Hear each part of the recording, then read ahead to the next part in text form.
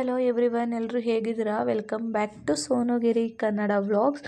ಈ ವ್ಲಾಗಲ್ಲಿ ಬಂದು ನಾನು ಡೈಲಿ ವ್ಲಾಗ್ನ ನಿಮ್ಮ ಜೊತೆ ಶೇರ್ ಮಾಡ್ತಾ ಇದ್ದೀನಿ. ಈ ವ್ಲಾಗ್ನ ಈ ಕ್ಲಿಪ್ಪಿಂಗ್ಸ್ನ ನಾನು ಶೂಟ್ ಮಾಡಿರೋದು ಬಂದು ಈವ್ನಿಂಗಿಂದ ನಾನು ಈ ವ್ಲಾಗ್ನ ಸ್ಟಾರ್ಟ್ ಮಾಡ್ತಾ ಇರೋದು. ಸ್ನ್ಯಾಕ್ಸ್ಗೆ ಅಂತ ಹೇಳಿಬಿಟ್ಟು ನಾನು ಮ್ಯಾಗಿ ತಂದು ಮಾಡ್ಕೊಂಡಿದ್ದೀನಿ. ನೆಕ್ಸ್ಟು ಚಿಕನ್ ಇದ್ದಿದ್ದರಿಂದ ಸ್ವಲ್ಪನೇ 2 ಪ್ಯಾಕೆಟ್ ತರಿಸಿ ನಾನು ಮಾಡ್ಕೊಂಡಿದ್ದು, ಅದು ಕೂಡ ಜಾಸ್ತಿನೇ ಆಯಿತು. ನೆಕ್ಸ್ಟ್ ಇಲ್ಲಿ ಮಮ್ಮಿ ಚಿಕನ್ ತರಿಸಿದ್ರು. ಚಿಕನ್ ಮಾಡ್ಕೊಳ್ಳೋಣ ಅಂತ ಹೇಳ್ಬಿಟ್ಟು, ನನ್ನ ಮಗಳಿದ್ರೆ ನನ್ನ ಕೈಲಿ ಏನು ಕೆಲಸನೂ ಮಾಡ್ಕೊಳ್ಳೋದಕ್ಕಾಗಲ್ಲ. ಸೊ ಅವಳನ್ನ ಮಲಗಿಸ್ಬಿಟ್ಟು ನೆಕ್ಸ್ಟು ಇಲ್ಲಿ ನಾನು ಚಿಕನ್ಗೆ ಚಿಕನ್ ಮಾಡೋದಕ್ಕೆ ರೆಡಿ ಮಾಡ್ಕೊಳ್ತಾ ಇದ್ದೀನಿ. ಇಲ್ಲಿ ಬಂದು ನಾನು ಚಿಕನ್ ಫ್ರೈನ ಮಾಡ್ತಾಯಿದ್ದೀನಿ. ಸೊ ಒಗ್ಗರಣೆಗೆ ನಾನು ಈರುಳ್ಳಿ, ಟೊಮೊಟೊ, ಕರ್ಬೇವಿನ ಸೊಪ್ಪನ್ನ ಹಾಕ್ಕೊಂಡು ಇಲ್ಲಿ ಚಿಕನ್ನ ತೊಳೆದು ಇಟ್ಕೊಂಡಿದ್ದೀನಿ. ನೆಕ್ಸ್ಟು ಅಲ್ಲಿ ನನ್ನ ತಂಗಿ ಕೂಡ ಬಂದಳು. ಅವಳು ಕೂಡ ಊಟ ಮಾಡ್ಕೊಂಡು ಹೋಗ್ತೀನಿ ಅಂತ ಕರೆದಿದ್ರು ಮಮ್ಮಿ, ಬಾ ಅಂತ ಅಂದ್ಬಿಟ್ಟು ಅವಳು ಕೂಡ ಬಂದಿದ್ಲು. ನೆಕ್ಸ್ಟ್ ನನ್ನ ತಂಗಿ ಮಗಳು ಅಂದರೆ ಅವಳು ಗೊತ್ತೇ ಇರುತ್ತೆ ನಿಮಗೆಲ್ಲ ವ್ಲಾಗ್ ನೋಡಿದರೆ, ಅವಳು ಕೂಡ ಬಂದಿದ್ಲಲ್ವ, ಇಬ್ಬರು ಆಟ ಆಡ್ತಾಯಿದ್ರು. ನೆಕ್ಸ್ಟ್ ಇದು ಏನಪ್ಪ ಕ್ಲಿಪ್ಪಿಂಗ್ಸ್ ಅಂತ ಅಂದರೆ, ಜಾಸ್ತಿ ಏನೂ ಕ್ಲಿಪ್ಪಿಂಗ್ಸ್ ತೊಗೊಳೋದಕ್ಕೆ ಹೋಗಲಿಲ್ಲ ಗೈಸ್. ಆವತ್ತಿನ ದಿನದ್ದು ಚಿಕನ್ ಮಾಡಿಬಿಟ್ಟು ಚೆನ್ನಾಗಿ ಊಟ ಮಾಡಿ ಬ್ಯಾಟಿಂಗ್ ಮಾಡಿ ಮಲ್ಕೊಂಡ್ಬಿಟ್ವಿ. ನೆಕ್ಸ್ಟ್ ಅದ್ರ ಮಾರನೆಗೆ ನಮ್ಮ ದಿಶಾನ ಕರ್ಕೊಂಡು ಶಾಪಿಗೆ ಬಂದಿದ್ದೆ. ಸ್ವಲ್ಪ ಸ್ನ್ಯಾಕ್ಸ್ ತೊಗೊಂಡೋಗೋಣ ಅಂತ ಹೇಳ್ಬಿಟ್ಟು ಬಂದ್ವಿ. ಆಮೇಲೆ ನೆನ್ನೆದು ಅಂದರೆ ಅವತ್ತಿಂದು ವ್ಲಾಗ್ ಚಿಕನ್ ಮಾಡಿದ್ವಲ್ಲ, ಅವತ್ತಿನ ವ್ಲಾಗ್ ಅಷ್ಟೇ ಅಂತ ಹೇಳಿದೆ ಅಲ್ವಾ. ಆವತ್ತು ನೈಟೆಲ್ಲ ಅಂದರೆ ಅವತ್ತಿನ ಡೇ ಎಲ್ಲ ಚಿಕನ್ ತಿಂದ್ವಿ. ಮತ್ತು ಅದ್ರ ಮಾರನೆಗೆ ಸಂಡೇ ಫಿಶ್ ತಿನ್ನೋಣ ಅಂತ ಫಿಶ್ ತಿನ್ನಬೇಕು ಅಂತ ಅನಿಸ್ತಾಯಿತ್ತು. ಅದಕ್ಕೋಸ್ಕರ ಫಿಶ್ನ ತೊಗೊಂಬರೋಣ ಅಂತ ಅಂದ್ಬಿಟ್ಟು ಇಲ್ಲೇ ಅಂದರೆ ನಮ್ಮ ಮನೆ ಅಂದರೆ ಸ್ವಲ್ಪ ಮಿನಿಮಮ್ 3 to 4 ಕಿಲೋಮೀಟರ್ಸ್ ದೂರದಲ್ಲಿ ಫಿಶ್ನ ಮಾರ್ತಾರೆ ಅಲ್ವಾ, ಅಲ್ಲಿ ಬಂದ್ವಿ. ಫಿಶ್ನ ತೊಗೊಂಡೋಗೋಣ ಅಂತ ಹೇಳಿಬಿಟ್ಟು ಪರ್ kg 220 or 240 ಸಮಥಿಂಗ್ ಏನೋ ಹೇಳಿದ್ರು ಗೈಸ್. ಸೀರಿಯಸ್ಲಿ ಅಲ್ಲಿಗೆ 2 kg ಚಿಕನ್ ಬರ್ತಿತ್ತು ಅಂದ್ಕೊಳ್ತೀನಿ. 1 kg ಮೀನು ತೊಗೊಳೋದ್ರ ಬದಲು 1 kg ಚಿಕನ್ ಬರ್ತಿತ್ತು, ಅಂದರೆ 2 kg ಚಿಕನ್ ಬರ್ತಿತ್ತು 200 ರೂಪಾಯಿಗೆ. ನೋಡ್ತಾ ಇರ್ಬೋದು ಮೀನುಗಳು ಎಷ್ಟು ದಪ್ಪ ದಪ್ಪ ಮೀನಿದೆ ಅಂದರೆ, ಅದಕ್ಕೆ ಏನೇನೋ ಹೆಸರಿರುತ್ತೆ ಗೈಸ್. ಬಾಂಗ್ಡಾ ಅಂತೇನೇನೋ ಇನ್ನೂ ಎಷ್ಟೊಂದು ಸೆಪ್ರೇಟಾಗಿ ನನಗೆ ಅಷ್ಟಾಗಿ ಗೊತ್ತಿಲ್ಲ ಅದು. ನೆಕ್ಸ್ಟು ಅಲ್ಲಿ ನಮ್ಮ ಮನೆಯವ್ರು ತೊಗೊಳ್ತಾಯಿದ್ರು. ಅದು ಯಾವುದೋ ದೊಡ್ಡ ಮೀನು ಬರುತ್ತೆ, ಇಲ್ಲಿ ತೋರಿಸ್ತೀನಿ ನೋಡಿ. ನೆಕ್ಸ್ಟು ನಿಮಗೆ ಆ ಮೀನು ಇಲ್ಲಿ ನೋಡ್ತಾ ಇರ್ಬೋದು. ಈ ಮೀನನ್ನು ನಾವು ತೊಗೊಂಡಿದ್ದು ಅಲ್ಲಿ. ಸಾಂಬಾರು ಮಾತ್ರ ಸೀರಿಯಸ್ಲಿ ಗೈಸ್ ಸಖತ್ತಾಗಿತ್ತು, ಬಟ್ ಹೆವಿ ಮುಳ್ಳು ಗೈಸ್. ಅಂದರೆ ಇನ್ನೊಂದು ಬರುತ್ತೆ, ಬಟ್ ನಮ್ಮ ಮನೇಲಿ ಇದ್ದಾಗ ಅದನ್ನು ತಂದಿದ್ರು ನಮ್ಮ ಮನೆಯವರು. ಬಟ್ ಅದರಲ್ಲಿ ನಾವು ಸಾಂಬಾರು ಮಾಡಿರಲಿಲ್ಲ, ಕಬಾಬ್ ಮಾಡಿದ್ವಿ. ಐ ಥಿಂಕ್ ಇದು ಒಂದು 2 ವ್ಲಾಗ್ಸ್ ಬ್ಯಾಕ್ ನಾನು ವ್ಲಾಗಲ್ಲಿ ಶೇರ್ ಮಾಡಿದ್ದೆ, ಫಿಶ್ ಕಬಾಬ್ ಮಾಡಿದ್ದೀನಿ ಅಂತ. ಬಟ್ ಅದು ಅಷ್ಟು ಟೇಸ್ಟಿ ಇರಲಿಲ್ಲ.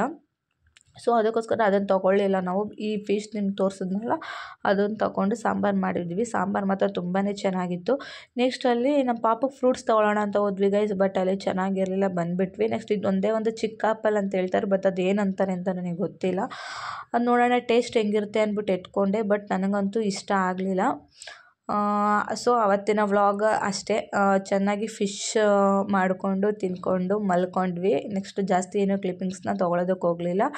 ನೆಕ್ಸ್ಟ್ ಇದು ಅದ್ರ ಮಾರನೇದು ಗೈಸ್. ನಮ್ಮ ಮನೆಯವರು ಬೂದುಗುಂಬಳಕಾಯಿ ತಂದಿದ್ರು, ಅದರಲ್ಲಿ ಏನೋ ಸ್ವೀಟ್ ಮಾಡಬೇಕು ಅಂತ ಹೇಳಿದ್ರು. ಸೊ ಮನೆಯಲ್ಲಿ ದ್ರಾಕ್ಷಿ, ಗೋಡಂಬಿ, ತುಪ್ಪ ಖಾಲಿಯಾಗಿತ್ತು. ಸೊ ತೊಗೊಂಡು ಬರೋಣ ಅಂತ ಅಂದ್ಬಿಟ್ಟು ನಾವು ಆಚೆ ಹೋಗಿದ್ವಿ.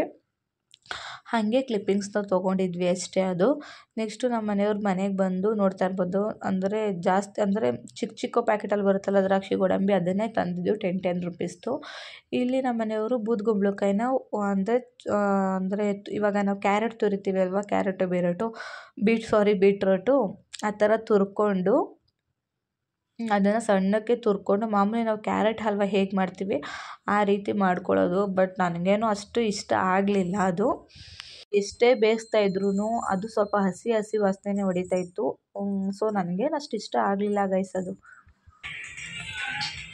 ಸ್ಟ್ಯಾಂಡಪ್ ದಿಶಾ ನಿಂತ್ಕೊಬಿಟ್ಲು, ಹೇಳೋದ್ನೆಲ್ಲ ಎಷ್ಟು ಚೆನ್ನಾಗಿ ಅರ್ಥ ಮಾಡ್ಕೊತಾಳೆ ನೋಡ್ರಿ.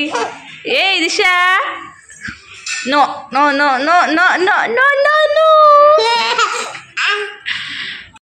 ದಿಶಾ, ವೈ ಕ್ರೈ ಥ್ಯಾಂಕ್ಸ್ ಕೊಡು, ಥ್ಯಾಂಕ್ಸ್ ಕೊಡು, ಬರ್ಬೇಕಂತೆ, ಥ್ಯಾಂಕ್ಸ್ ಬಾ, ಬರಬೇಕಾ ನನ್ನ ಹತ್ರಕ್ಕೆ?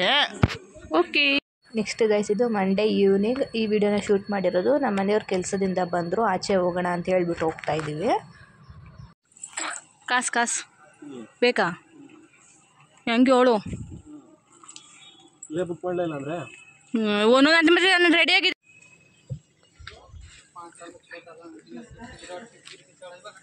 ಹೆಂಗೆ ಹೇಳು ನೀನು ಕರೆಕ್ಟಾಗಿ ನಡಿ ಮುಸಕ್ ರೆಡಿ. ಯಾಕಪ್ಪ ನಾನು ಆ ರೀತಿ ನಮ್ಮ ಮನೆಯವ್ರಿಗೆ ರೇಗಾಡ್ತಿದ್ದೆ ಅಂದರೆ ಅವರು ಆಚೆ ಹೋಗೋಣ ಅಂತ ನಾನು ಫೋನ್ ಮಾಡಿ ಹೇಳ್ಬಿಟ್ಟು ಗೈಸ್ ರೆಡಿ ಆಗಿಸ್ಬಿಟ್ಟು ಬೇಡ ಇಲ್ಲೇ ಬುಕ್ ಮಾಡ್ತೀನಿ ಅಂತ ಹೇಳಿದ್ರೆ ನನಗಂತೂ ಸಿಕ್ಕಾಪಟ್ಟೆ ಕೋಪ ಬಂದ್ಬಿಡ್ತು. ಅದರಲ್ಲಂತೂ ನಮ್ಮ ಪಾಪನ್ನ ಮೇಂಟೈನ್ ಮಾಡ್ಕೊಂಡು ನಾನು ರೆಡಿಯಾಗಿ ಬಂದಿದ್ದಕ್ಕೂ ಅದಕ್ಕೂ ಅವಳಂತೂ ಅಳ್ತಾ ಇದ್ಲು. ಅವಳ ಸಮಾಧಾನ ಮಾಡ್ಕೊಂಡು ಅವಳನ್ನ ರೆಡಿ ಮಾಡ್ಕೊಂಡು ನಾನು ಬರಬೇಕಾದ್ರೂ ಎಷ್ಟು ಕಷ್ಟ ಆಗಿರಬೇಡ ಅಲ್ವಾ ಗೈಸ್ ನನಗೆ. ಅವರು ಹಂಗೆ ಅಂದ ತಕ್ಷಣ ನನಗಂತೂ ಸಿಕ್ಕಾಪಟ್ಟೆ ಕೋಪ ಬಂದುಬಿಡ್ತು. ಆಮೇಲೆ ಸರಿ ಬಿಡು ಇನ್ನೂ ಆಚೆ ಹೋಗಿ ತಿರ್ಗಾಡ್ಕೊಂಡು ಬಂದಂಗೆ ಆಗುತ್ತೆ ಅಂದ್ಬಿಟ್ಟು ನಾವು ಡಾಮಿನೋಸ್ಗೆ ಬಂದ್ವಿ. ಅಲ್ಲೇ ನಮ್ಮ ಮನೆಯಿಂದ ಸ್ವಲ್ಪ ದೂರದಲ್ಲಿರೋದು ಡಾಮಿನೋಸ್ಗೆ ಬಂದ್ವಿ. ನೆಕ್ಸ್ಟ್ ಅಲ್ಲಿ ನಮ್ಮ ಪಾಪನ ಕೂರಿಸ್ಕೊಂಡು ತಿನ್ನೋದಕ್ಕಾಗುತ್ತಾ ನಮ್ಮ ಕೈಲಿ ಆಗಲ್ಲ ಅಂದ್ಕೊಂಡು ನಾವೇನು ಮಾಡಿದ್ವಿ ಮನೆಗೆ ಪಾರ್ಸಲ್ ತೊಗೊಂಡ್ವಿ.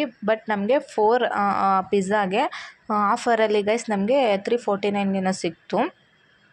4 ಬಾಕ್ಸ್ ಅಂತಂದರೆ ಇವಾಗ ಒಂದು ಬಾಕ್ಸಲ್ಲಿ 4 ಪೀಸಸ್ ಇರುತ್ತೆ ಅಲ್ವಾ, ಆ ಥರ ನಮಗೆ 4 ಬಾಕ್ಸ್ ಸಿಕ್ತು. ನೆಕ್ಸ್ಟ್ ಫೈನಲಾಗಿ ಅದ್ರ ಮಾರನೆಗೆ ಗೈಸ್ ನಾನು ಒಡವೆ ನೋಡೋಣ ಅಂತ ಅಂದ್ಬಿಟ್ಟು ನನ್ನ ತಂಗಿ ಅವಳ ಕಾಲುಂಗುರ ಏನೋ ಸಮಥಿಂಗ್ ತೊಗೋತೀನಿ ಅಂತ ಬಂದಿದ್ದು. ಸೊ ನನಗೆ ಒಡವೆ ಅಂಗಡಿಗೆ ಹೋದರೆ ಏನಾದರೂ ಒಂದು ತೊಗೊಬೇಕು ಅಂತ ಅನಿಸ್ತಾ ಇರುತ್ತೆ. ಸೊ ಅದಕ್ಕಾಗಿ ನಾನು ಬಂದು ಈ ಒಂದು ಇಯರಿಂಗ್ಸ್ನ ಸೆಲೆಕ್ಟ್ ಮಾಡಿದ್ದೀನಿ ಗೈಸ್. ತೊಗೊಳ್ಬೇಕು ಅಂದ್ಕೊಂಡಿದ್ದೀನಿ. ಬಟ್ ಯಾವಾಗ ಏನು ಎತ್ತ ಅನ್ನೋದನ್ನ ನಾನು ನೆಕ್ಸ್ಟ್ ವ್ಲಾಗಲ್ಲಿ ನಿಮ್ಗೆ ತಿಳಿಸ್ತೀನಿ. ನಿಮಗೂ ಅದು ಇಯರಿಂಗ್ಸ್ ಏನಾದರೂ ಇಷ್ಟ ಆಗಿದ್ದರೆ ನನಗೆ ಕಮೆಂಟ್ ಮಾಡಿ, ಅದನ್ನೇ ತೊಗೊತೀನಿ ನಾನು. ಇಯರಿಂಗ್ಸ್ ಚೆನ್ನಾಗಿದೆಯಾ ಗೈಸ್, ಅದು ಬಂದು 9 ಗ್ರಾಮ್ ಇದೆ. ಸೊ ತೊಗೊಬೇಕು ಅಂದ್ಕೊಂಡಿದ್ದೀನಿ, ನೋಡೋಣ ನೆಕ್ಸ್ಟ್ ವ್ಲಾಗಲ್ಲಿ ಹೇಳ್ತೀನಿ ನಿಮಗೆ. ನೆಕ್ಸ್ಟ್ ಇಲ್ಲಿ ಫೈನಲಾಗಿ ಮನೆಗೆ ಬಂದ್ವಿ ನಮ್ಮ ಪಾಪು ಜೊತೆ. ಅವಳಂತೂ ಇವಾಗ ತೆವಿಯೋದಕ್ಕೆ ಶುರು ಮಾಡ್ಕೊಬಿಟ್ಟಿದ್ದಾಳೆ, ನೋಡ್ತಾ ಇರ್ಬೋದು ನೀವೇ. ನಾನು ಎಲ್ಲಿ ಇರ್ತೀನೋ ಅಲ್ಲಿಗೆ ಬಂದುಬಿಡ್ತಾಳೆ ಇವಾಗ. ಇದಾಗಿತ್ತು ಗೈಸ್ ಇವತ್ತಿನ ವ್ಲಾಗ್. ಈ ವ್ಲಾಗ್ ನಿಮ್ಗೆ ಇಷ್ಟ ಆಗಿದೆ ಅಂದ್ಕೊಳ್ತೀನಿ. ಇಷ್ಟ ಆಗಿದ್ರೆ ಒಂದು ಲೈಕ್, ಶೇರ್, ಕಮೆಂಟ್ ಹಾಗೂ ಸಬ್ಸ್ಕ್ರೈಬ್ ಮಾಡ್ಕೊಂಡು ವೀಡಿಯೋ ನೋಡಿ ಅಂತ ನಾನು ನಿಮಗೆ ನೆಕ್ಸ್ಟ್ ವ್ಲಾಗಲ್ಲಿ ಸಿಗ್ತೀನಿ.